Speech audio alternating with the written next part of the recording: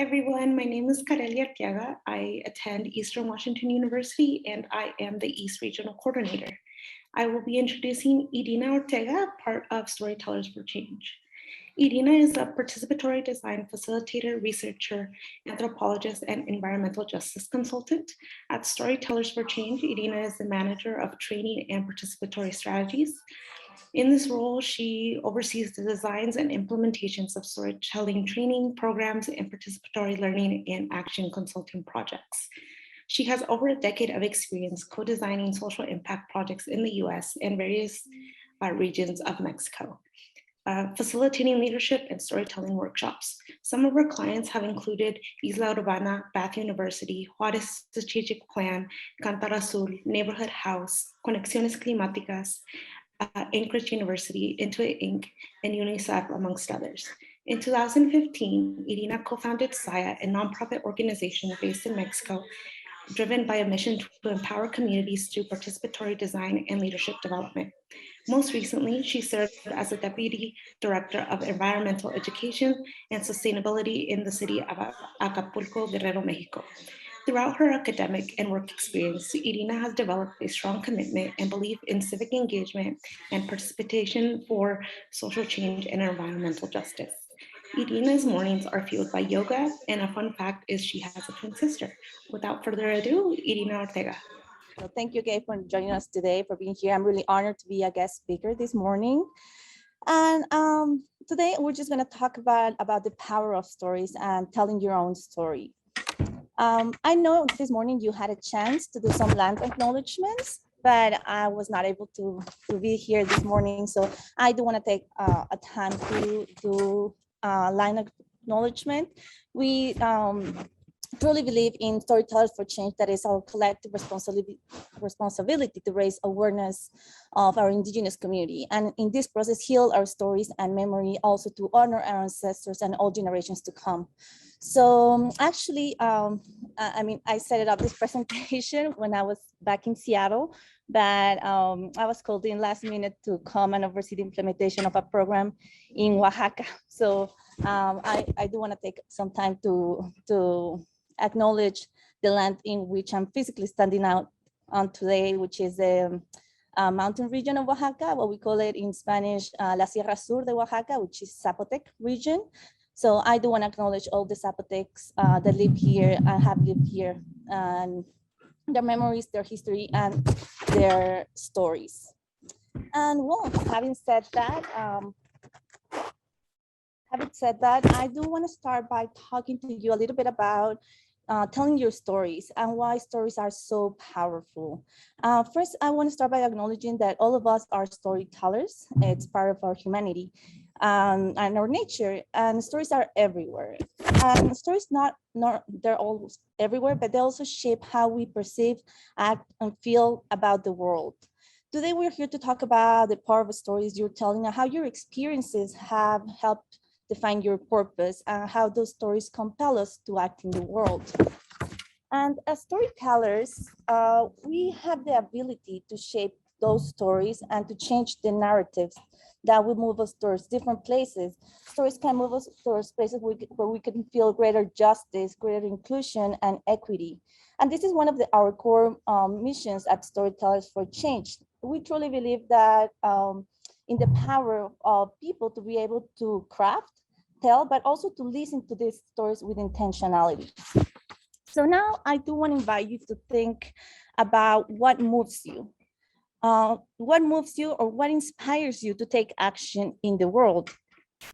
So something we also believe in Storytellers for Change is that storytelling, it's a practice that facilitates movement or enables movement.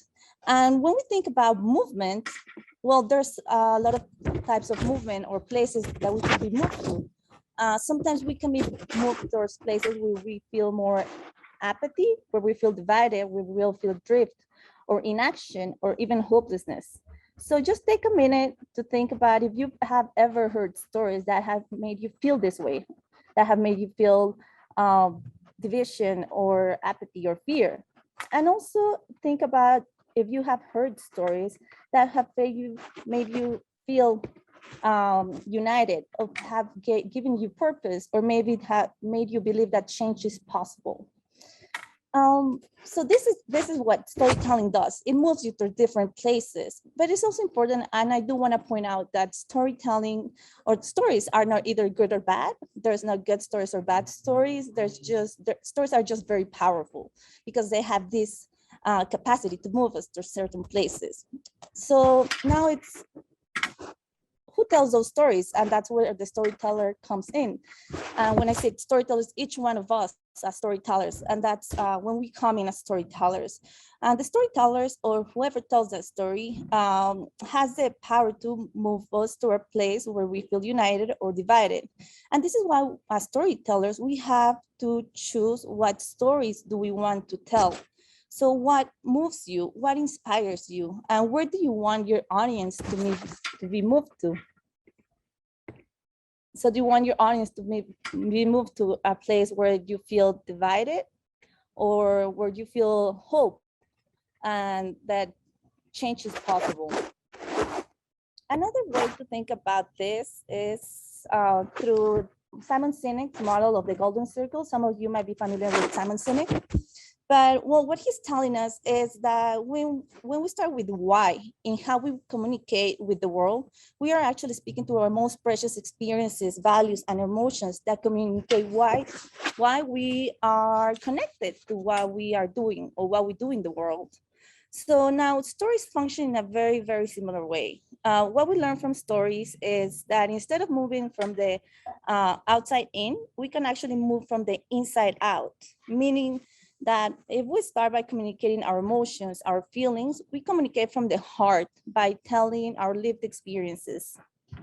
We tell not only our lived experiences, but our journeys and how we have addressed different challenges throughout our journeys. And ultimately, our stories have also a call to action, or the choices of things that have changed through our lives. And when we put together the heart, the head, and the hands, we are setting up a very holistic practice. And this is why storytelling does. It engages us through a journey towards action. So narratives and story pretty much deal with the domain of the heart, because they provide us with the emotional resources and experiences we need to find motivation to move and act on the world. And another way to see this is that we have two different ways in which we perceive or map the world. We have a cognitive mapping of the world. That means this tells us how we do things. So it's more a strategic mapping of the world. And then we have an emotional mapping of the world. This emotional mapping of the world with the cognitive mapping of the world is what sets up the holistic practice, because it puts together our values and our emotions, which give us the motivation to act on the world.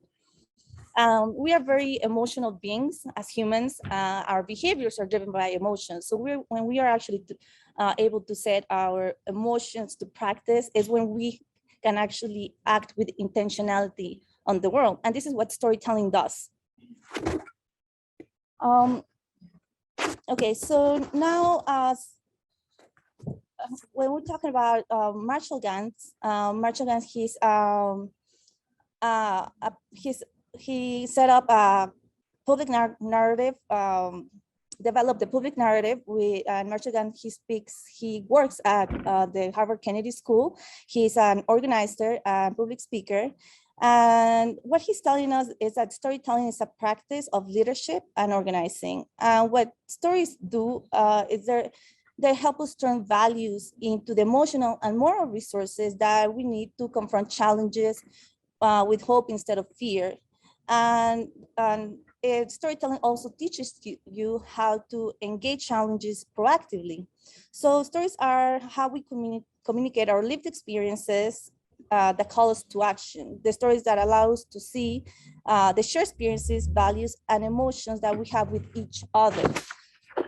So we're able to communicate through stories our values and our emotions. We communicate to the rest of the world and the people around us that we have things in common, and those things are common and our values. By communicating that, we are able to see that we are a we, and that as a we can achieve common purpose together. And the stories that allow us to believe and invite us to feel the motivation needed to come together, to organize, and to take action as a whole.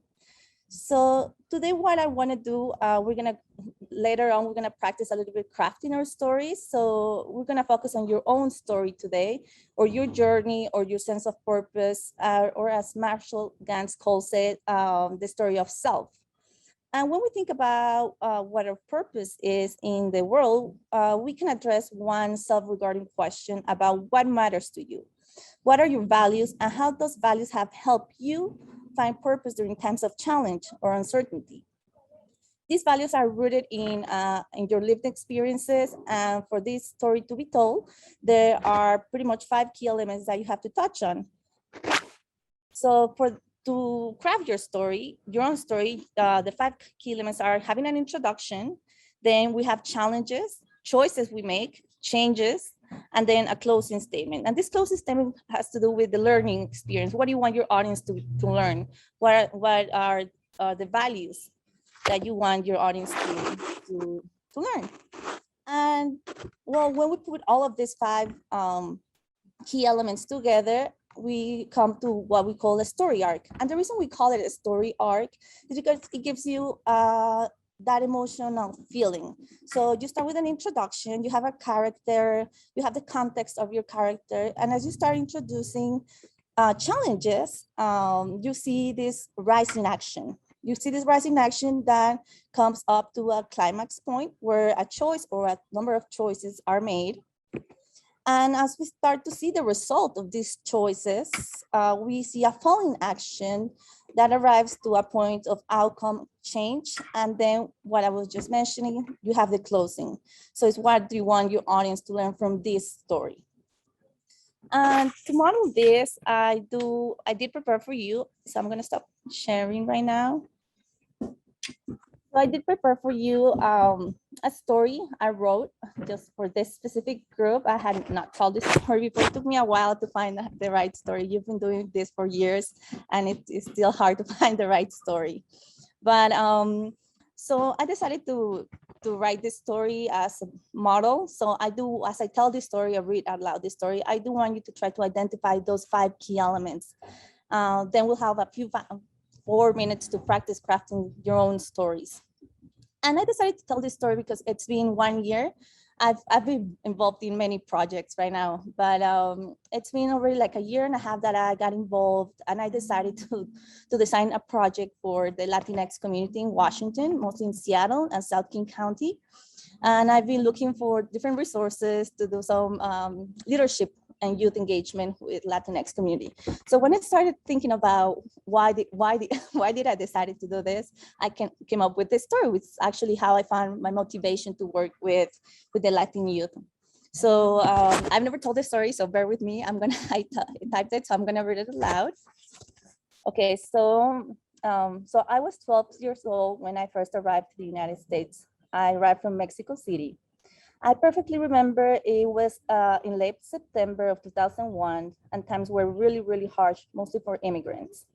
My mother, as a single parent, decided it would be best for me and my 2 siblings to move to Seattle, near to her older sister and family, where we would have more support and economic opportunities. After a few days of our arrival in Seattle, my mother immediately placed us in a school called the Bilingual Orientation Center, or the BOC, now known as the Seattle World School. This is a transition school where children that recently arrived to the United States attend to help them get acquainted with the school system and acquire some English language skills. I spent a semester at the BOC and then transferred to Roosevelt High School, where I attended from 2002 to 2006. This was a huge change for me. In a school of 4,000 students, mostly white, only 20 students, including me and my 2 siblings, were from Latino origin. I had to face many challenges. One of them, I remember that my first semester of freshman year, I was placed in English as a second language or ESL classes to help me transition into regular language art classes. By my second semester of freshman year, I solicited to be integrated into regular classes. I truly felt ready.